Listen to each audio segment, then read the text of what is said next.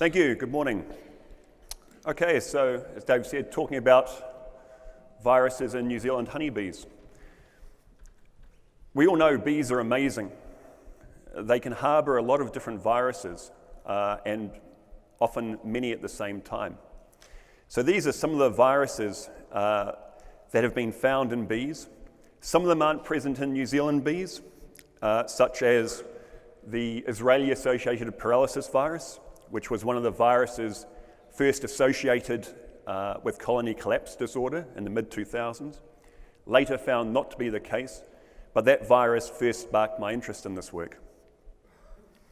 So as you can see, there's this range of viruses, and there's about 12, 15 more that are known to infect, and as I'll describe towards the end, more being found all the time.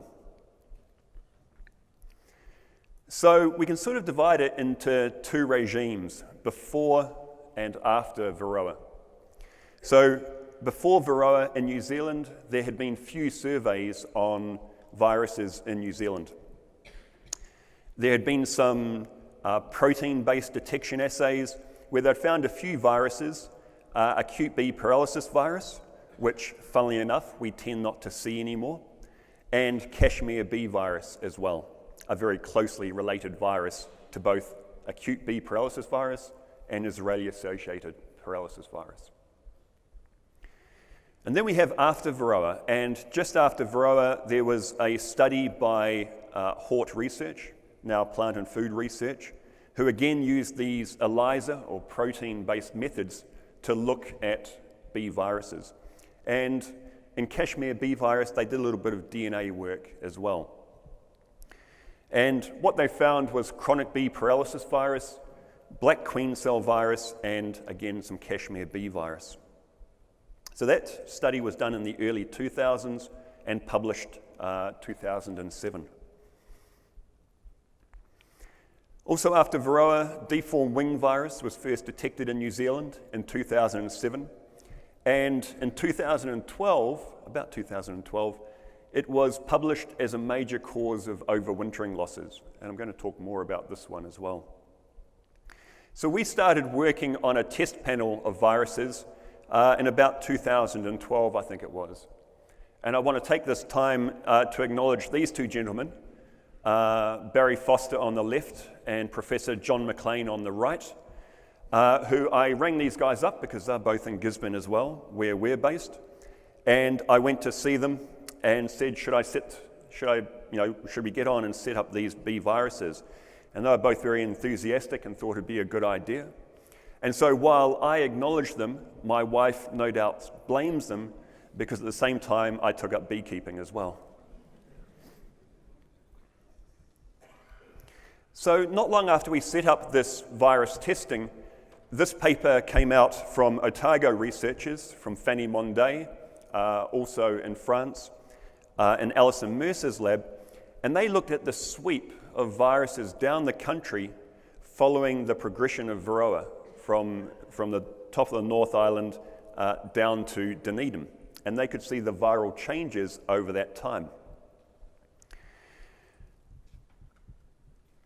So if I go over some of the viruses that we tend to see. So these are the paralysis viruses that Randy referred to in his talk. And these aren't viruses that we see so much in our testing.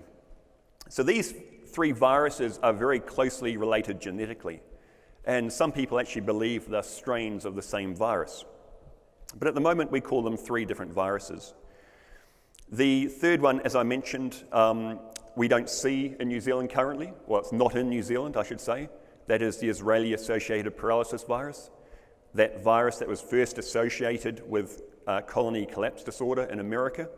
They blamed the Australians, they shut the border to Australians, and again, unfair accusation, but can't rewrite history. Sorry, Australia. So these viruses are fatal when they're injected into bees, but they need fairly high mite levels to affect the hives. We test for all three of these viruses with one DNA test, and it's to the point now where if we see this marker, 100% of the time it's Kashmir bee virus, not the other two viruses. Chronic bee paralysis virus, This is a very old virus, and it's sort of characterized by bees trembling on the frames. And you can see a video from FERA which describes that. We tend to see this virus when we have problems documented and samples sent to us for testing. We see this virus in very high levels, and it's not surprising when the symptoms are reported to us. So the bees with some strains of the virus, the bees can be smaller, very dark, referred to as little blacks, and they can't fly. So they either leave the hive to forage or abandon the hive, or else they're ejected by other bees, and essentially they can't fly, they just end up in the grass where they'll vibrate, tremble away. Deformed wing virus. So this is a major virus that we see. This is closely associated with Varroa. So there's often the sort of mantra, well, if you control Varroa, you control the virus. But it's not always the case, because this virus has adapted to replicate in a range of different environments. So while you might get rid of the Varroa, if the virus is already in the bees, it's going to continue to replicate. This virus also replicates in Varroa, and it's also just recently been described to replicate in chalk brood as well, so making it a mycovirus. So as I said, this virus was reported in about 2012 as being a major cause of overwintering losses, and this was sort of the report that finally gave me the kick up the butt to approach Barry and John, my wife, thanks you, about getting this bee testing underway. Randy mentioned Stephen Martin reported that in Hawaii, when he talked about the tropical places to do your work, Varroa was actually selecting for the more damaging strains of deformed wing virus. But what it was also doing at the same time, as they reported, it was actually selecting the more virulent strain which had a level millions of times higher than when deformed wing virus was present in a range of genotypes. So not only more virulent, or not only more single strain, but also more highly damaging due to the viral load, the amount of virus that the bees were carrying. Is it the same in New Zealand? It's something that we want to look at, as do I think a number of other people, but we haven't got around to that yet.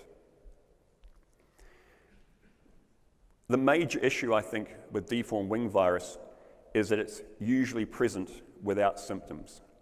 I think beekeepers really suffer from the fact that a lot of the viruses in their bees are named after visual symptoms. So for that reason, beekeepers can look in the hive, go, well, I don't see anything wrong with the bees, there's none of those funny named viruses, the bees look fine. Deformed wing virus can and will be present. If anyone saw as a lot of you saw Richard Hall present from MPI, where he found deformed wing virus in just about all the survey hives. It can be present in really high levels, and it will usually be present without these symptoms shown in the bee picture here. And for that reason, if you like, I would propose thinking of, if not renaming deformed wing virus, as basically hive killer 1 virus. Okay, if you are, again, if you see on our stand poster, Randy said it as well. I will say we had it on our poster before we heard Randy, so we didn't copy him. But it's not Varroa that's going to kill your hives. It's the viruses, if it's not Nosema. But this virus is bad news for your bees. So in 2016, we discovered a new group of viruses in New Zealand bees. This was the Lake Sinai virus group. We suspected there were several strains in New Zealand.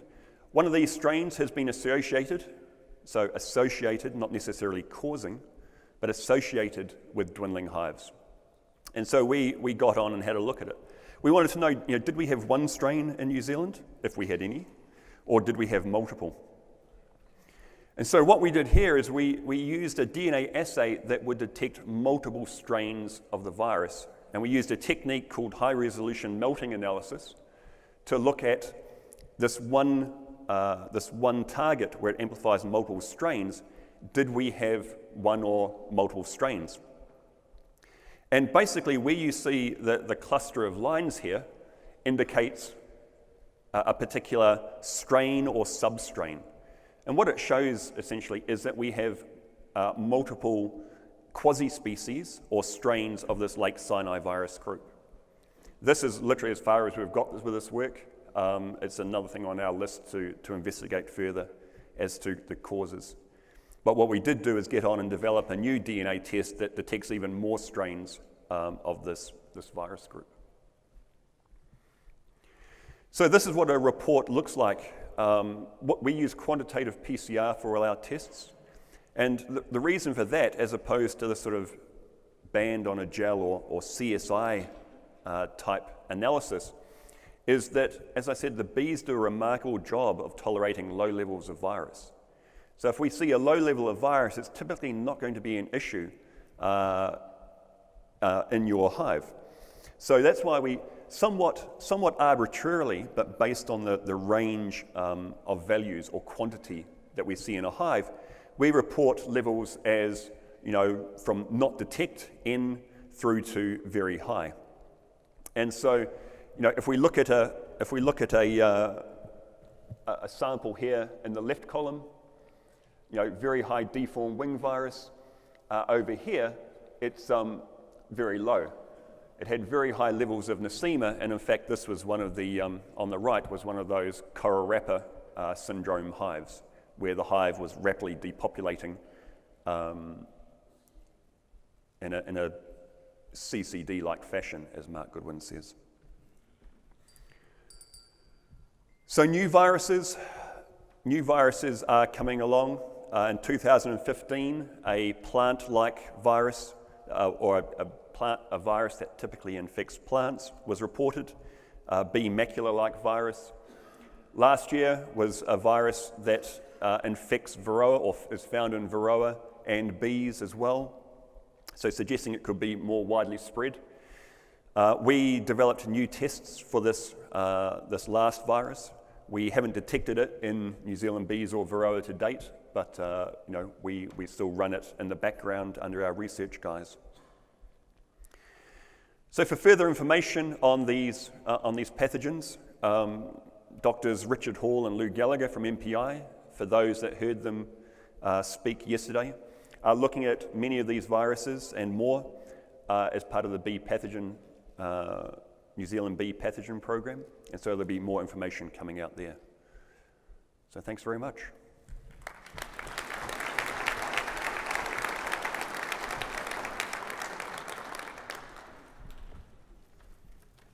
Thank you. Thanks, Dan. Does anyone have any We've questions? got time for a question or two.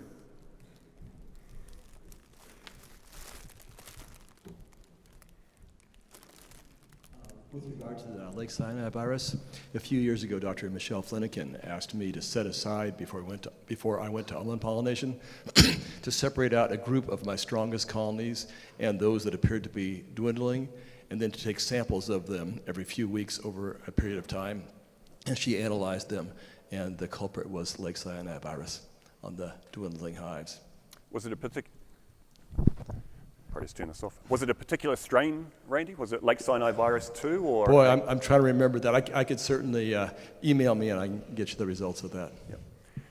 What I put up there was an earlier version of our report, and I think if I look for Tammy, wherever she is, there she is. I think we run Lake Sinai virus for a lot of our samples where we can't otherwise explain it. So yeah, that's good to know. Thank you.